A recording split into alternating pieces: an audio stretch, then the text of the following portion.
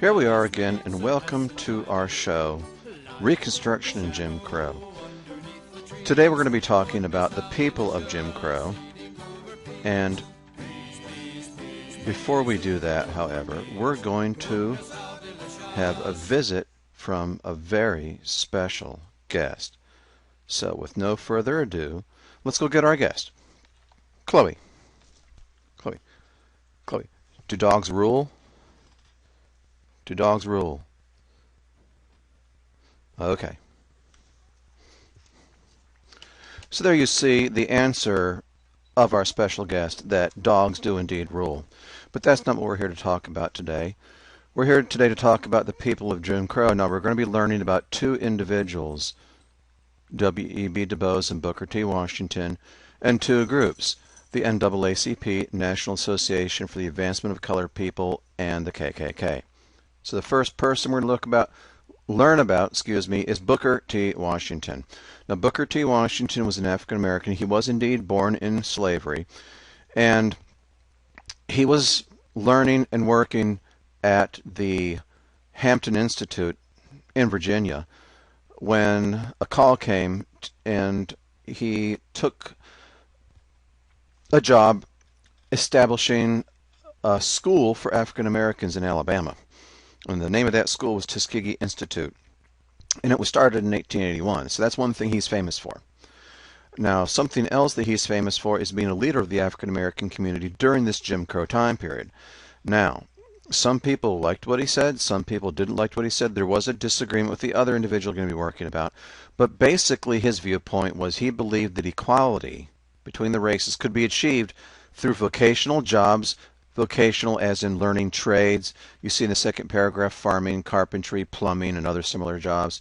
He thought if the African Americans would work in that fashion, they would get the respect of the white community, be useful to them economically, and in that way they'd get along. Now he was, however, willing to accept social segregation, separation of the races.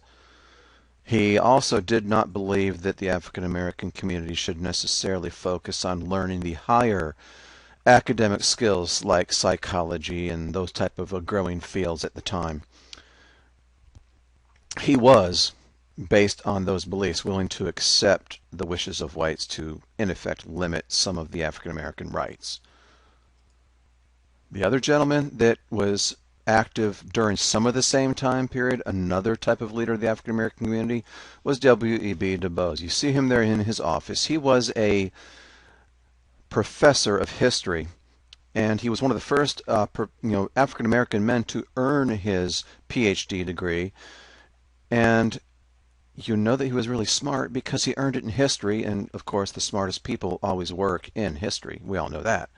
Now something that he is very well known for was in around about 1909-1910, he helped to establish the National Association for the Advancement of Colored People. Now he was the only non-white elected officer, and they were interested in advancing the rights of African Americans. Now you see down there in the bottom right hand part of the screen where it says what he believed in, which was full political, civil, and social rights for African Americans.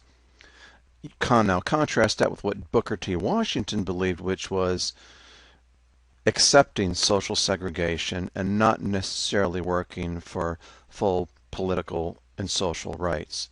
So there was a difference of opinion. And we're going to go to a couple websites that you can access to give you even more information. The first one, of course, is about Booker T. Washington. You might notice public broadcasting system, probably pretty reliable information, but you can notice on different spots on this website, first there's a brief little story. There's also articles related to things that he wrote and said back then. And if you go far enough down the page, you'll find links to a video. So you can find lots of interesting things there.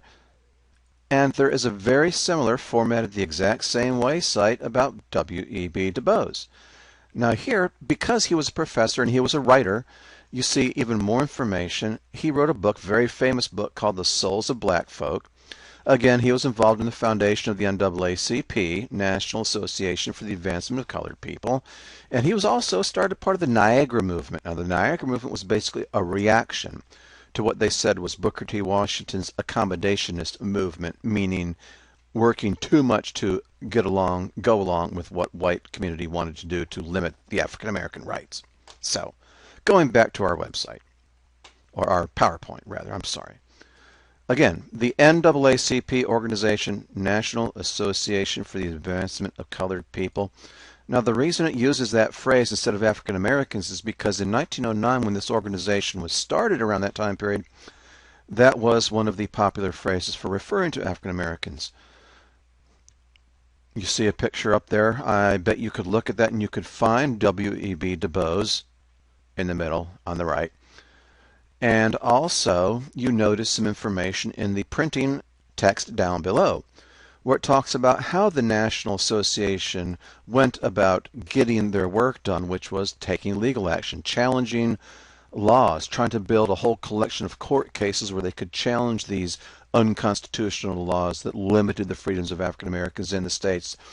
And slowly but surely they accumulated enough background that they would eventually be able to challenge the 1896 Supreme Court case, Plessy versus Ferguson, that you're going to learn about, that would end up beginning to do away even more with that whole idea of segregation.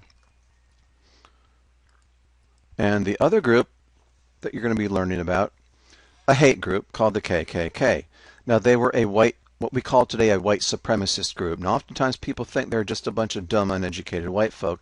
That's not necessarily true. They were led oftentimes by the business leaders, by the political leaders of the town. In fact, you'll find out that oftentimes even the police were members of the KKK in these towns. Now, the stated purpose was to protect the rights and further the interests of white Americans, but they did it by using violence and intimidation. That's a very wrong thing.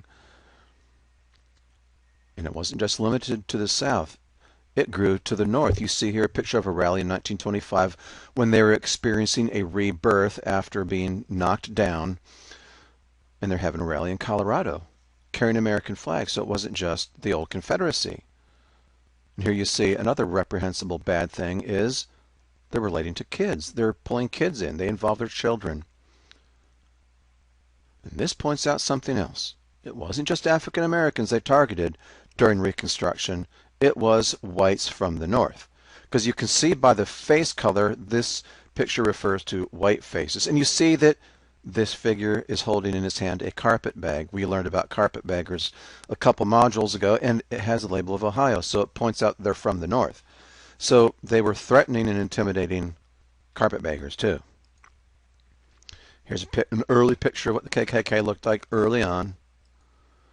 Here's a rally. I bet you can tell where it is even without reading the text on the right-hand side. Look in the background. What flag are they carrying?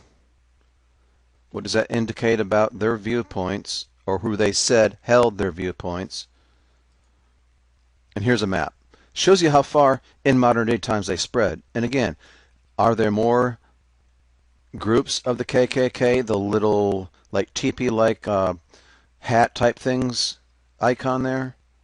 Are there more than just the South? Well, yes, there are, but most of them are in the South. But you notice they stretch as far north as Minnesota and Washington, and as far west as California. And there's even a couple KKK groups up in Vermont and Massachusetts. You see also the text I have there that it's 33 out of 50 states.